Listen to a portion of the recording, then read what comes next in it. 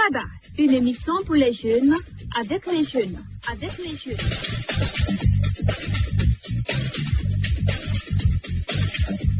Barada, pour la culture de la non-violence, la citoyenneté et le développement. Barada. Ce programme est de Seshwa Common Ground grâce à l'appui de l'USAID. Amis jeunes, mesdames et messieurs, bienvenue dans votre magazine Barada. Dans ce numéro, nous parlons essentiellement de la culture de tolérance et de non-violence au sein des jeunes, surtout en cette période électorale. Les jeunes doivent-ils continuer à être victimes et acteurs de violence ou doivent-ils se remettre en question pour leur participation responsable dans la vie du pays? Les réponses, c'est dans cette émission avec les amis et autres personnes ressources. Gardez votre position d'écoute et l'on se reprend juste après cette virgule.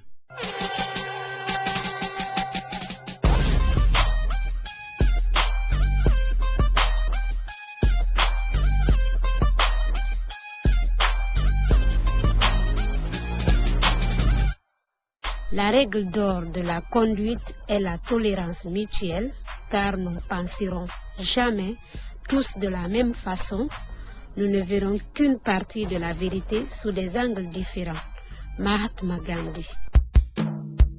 Les tensions sociopolitiques en Guinée risqueraient de détourner l'attention des jeunes sur leurs responsabilités en tant que citoyens. Nombreux sont les jeunes qui pensent que leur rôle dans ce processus électoral se résume aux manifestations et au vote simple. Je vous invite à suivre pour illustration quelques amis jeunes au micro de notre reporter. Bangoura Alia, je suis agent de sécurité. Dans ce processus électoral, je vais juste pour choisir mon leader. Je vais dans les bureaux de vote pour choisir un leader que j'aime et puis je vote pour lui. Jean Tamba Windino, moi c'est pour voter seulement. Lors des élections, c'est aller voter, après je me retourne chez moi. Moi c'est que Kouba Mimouno a mon rôle dans ce processus électoral. Avant tout, je suis électeur, je suis recensé. Donc le jour des élections, je vais voter paisiblement et revenir chez moi. En même temps, avec la formation que j'ai suivie avec Jess Common Ground, la restitution de nos amis, le leadership, je dois appeler mes amis à être leaders responsables. Et lors des élections, à sensibiliser mes amis à partir voter le jour des élections et revenir à la maison. Et puis lors des résultats, accepter le verdict des urnes pour ne pas créer la zizanie ou le désordre ou les troubles dans le pays. Chers auditeurs, vous conviendrez aisément avec moi que les citoyens ne cernent pas suffisamment leur rôle dans ce processus électoral. Je vous invite à suivre ce spécialiste qui nous parle ici du processus électoral et la responsabilité des jeunes dans l'organisation apaisée des législatives prochaines. Je m'appelle Ismaël Baldé, je suis vice-doyen de la faculté des sciences juridiques et politiques de l'Université sociale. Aujourd'hui, on parle des élections législatives, on parle du processus électoral. C'est quoi le processus électoral? Le processus électoral est un ensemble d'étapes et d'actions qui doivent être mises en œuvre pour conduire les électeurs à aller exercer leur droit ou devoir de vote selon les pays. Et c'est cette étape-là, ce processus commence par l'identification et l'enrôlement des électeurs, la fixation d'un chronogramme par l'institution qui est en charge de l'organisation des élections, notamment ici en République de Guinée, c'est la Commission électorale nationale indépendante qui fixe un chronogramme et sur la base de ce chronogramme-là, le président de la République convoque les électeurs à travers un décret. Et quel est le rôle et la place des jeunes dans ce processus électoral? Le rôle et la place des jeunes, c'est d'abord d'être des citoyens actifs, et notamment en participant à la vie des partis politiques ou au mouvement associatif. Deuxièmement, c'est pour ceux qui sont majeurs d'exercer leur droit de vote, parce qu'ils ont 18 ans. Troisièmement, c'est de contribuer à la sensibilisation de l'an prochain, ne pas que les élections tournent souvent, comme vous le savez, en termes de violence dans le pays. Que pensez-vous de l'observation électorale tenue par les jeunes aujourd'hui? Mais pourquoi pas? Les jeunes sont d'ailleurs plus dynamiques et attentifs que leurs aînés. Je pense que si les jeunes s'approprient cette mission d'observation du processus électoral, cela ne peut qu'aller dans le sens du renforcement de la démocratie et aussi dans le sens de l'appropriation par les jeunes de leur destin, car il est question en réalité de la désignation de ceux qui vont prendre les décisions publiques au nom de tous. Et donc si les jeunes s'impliquent pour que ce processus-là se fasse dans les meilleures conditions, je pense que c'est cela l'idéal. Est-ce que vous avez un message de paix à l'adresse des jeunes? Mais bien évidemment, j'adresse toujours ce message. D'ailleurs, enseignant que je suis, il est de mon devoir de demander à tous les jeunes de Guinée de mettre en avant l'essentiel, c'est-à-dire l'intérêt supérieur de ce pays, qui consiste en ce que la paix soit et demeure, parce que sans la paix, on ne peut espérer aucune chose. Hey yo, big respect à tous les jeunes de Guinée. Vous écoutez votre émission Barada. Chers amis jeunes, vous vous accorderez encore avec moi que nous avons une responsabilité pour faire des prochaines élections un scrutin apaisé et accepté de tous. Que pouvons-nous faire concrètement pour aussi participer en tant que jeunes à l'organisation de ces élections et rassurer les autres amis à prendre part à ce processus? Deux amis autour d'une table partagent ici avec nous leurs idées. Suivez. Moi, c'est Soka Diatou, étudiante en licence 2, droit. Moi, c'est Rabat Ernest Pascal, président du club UNESCO de l'Université unique. Aujourd'hui, quelle analyse faites-vous du climat entre jeunes dans votre milieu respectif? Merci pour la question. L'analyse que je fais aujourd'hui, c'est qu'il y a un phénomène appelé ethnocentrisme qui est en train aujourd'hui de diviser la couche juvénile. Si je parle de ce phénomène aujourd'hui, on remarque que même dans les quartiers, même dans les équipes de football, même dans les assemblées de chauffage de thé, on trouve toujours qu'il y a des divergences entre la jeunesse, parce qu'il n'y a pas de compréhension entre eux. Chacun à sa manière a son opinion politique.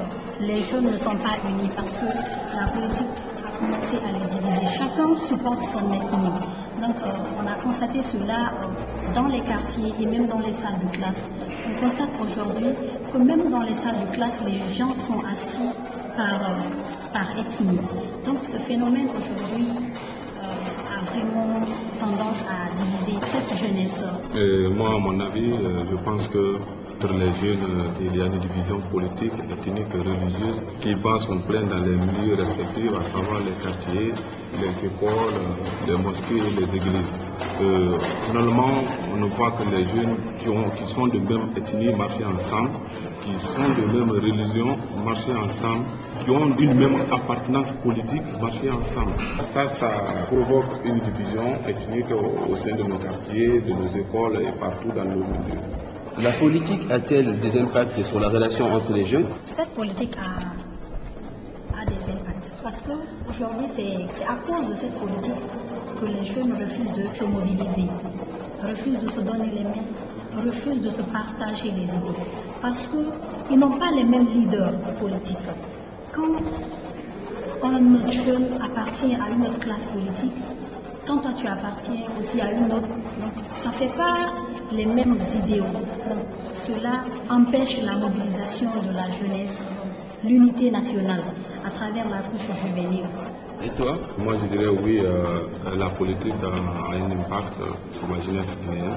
Cela se matérialise par la division politique qui existe entre les jeunes de notre pays. Partout où il y a un représentant d'un parti politique, il n'y a pas seulement les adhérents de ce parti politique qui vivent là-bas. Si c'est au sein d'une entreprise, on ne recrute que seulement les jeunes appartenant à ce parti politique. Donc, à part ce parti politique, rien, absolument rien. On n'accepte pas les autres partis, on ne considère pas les jeunes en tant que les jeunes de la Guinée, on considère ces jeunes comme les jeunes appartenant de tel parti politique. Et cela, ça fait que la jeunesse guinéenne ne parvient pas à s'épanouir, à se développer aussi.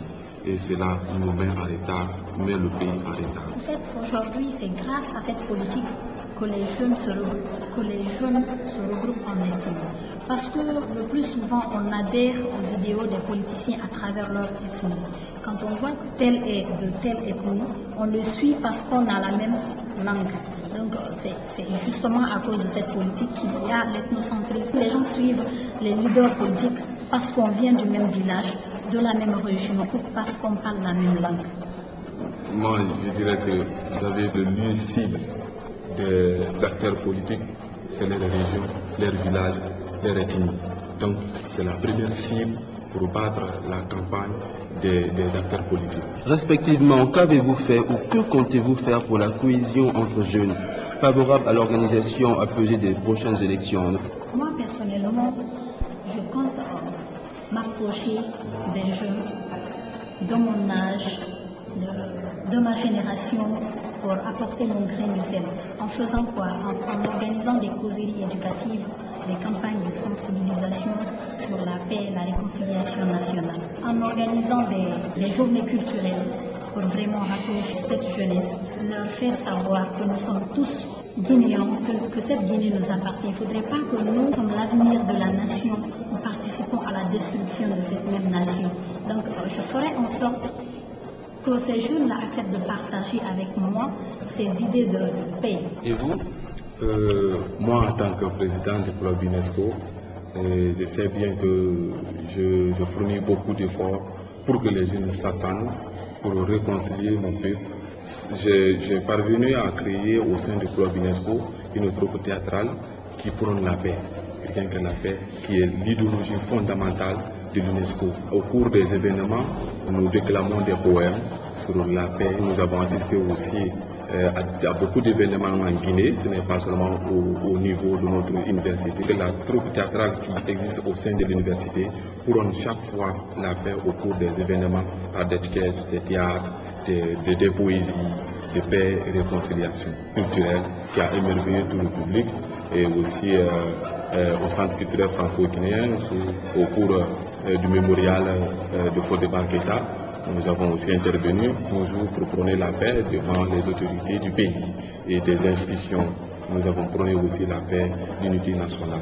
Donc nous organisons chaque fois des rencontres, d'échanges, des événements culturels pour permettre, pour conscientiser nos jeunes, pour inculquer dans leur tête un esprit de culture, de paix. Pensez-vous mettre en place un cadre de concertation et d'action entre jeunes pour la paix et des élections apaisées en Guinée? Oui, dans notre plan d'action de cette année, il est prévu un forum national qui va regrouper tous les clubs UNESCO et les écoles associées, puisqu'il y en a beaucoup qui sont installés aussi dans les écoles et dans les universités. Et là, nous allons parler seulement de la paix, en invitant les acteurs politiques, en invitant les représentants des institutions, les religieux, et toute la Guinée sera présente ce jour.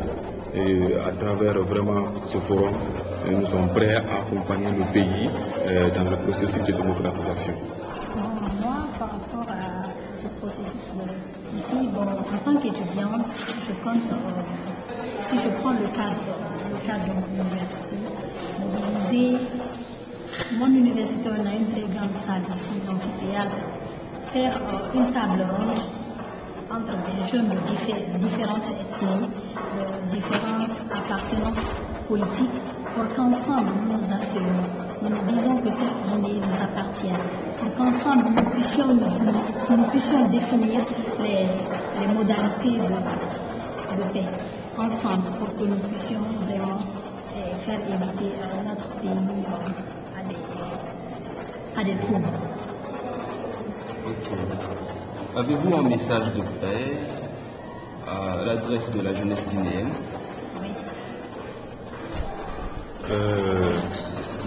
Moi, je demanderais à toute la génération guinéenne de préserver l'idée de paix, de fraternité, de cohésion, puisque cette Guinée nous appartient, nous sommes la relève de cette nation. Il ne faudrait pas qu'on nous laisse manipuler par les acteurs politiques, par toute idée de division politique, ethnique et religieuse. Moi, je voudrais dire à cette jeunesse, de ne pas accepter des troubles sociaux, car les violences n'arrangent pas. Parce que si nous, avec les peu d'infrastructures que nous avons, si nous-mêmes, cette jeunesse, nous qui devrions construire, ou bien appeler les politiciens à construire ce pays pour nous. J'aimerais dire à cette jeunesse de se mobiliser, de s'unir, car cette Guinée est comme une voiture à 4 roues. Quand tu enlèves un seul pneu, les 3 autres ne pourront fonctionner. Demain nous appartient, essayons de préparer notre avenir, car sans nous, cette Guinée ne pourra pas aller de loin.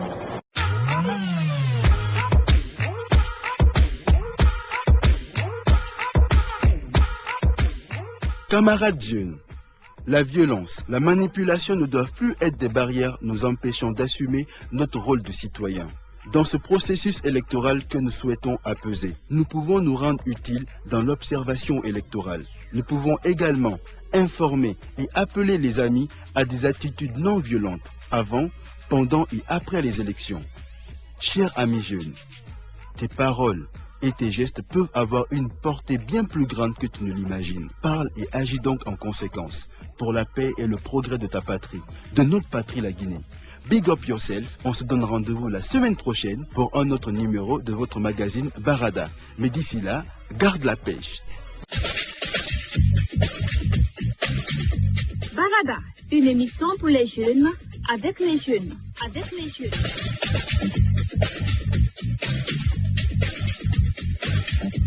Barada, pour la culture de la non-violence, la citoyenneté et le développement. Barada. Ce programme est de Seshwa Common Ground grâce à l'appui de l'USAID.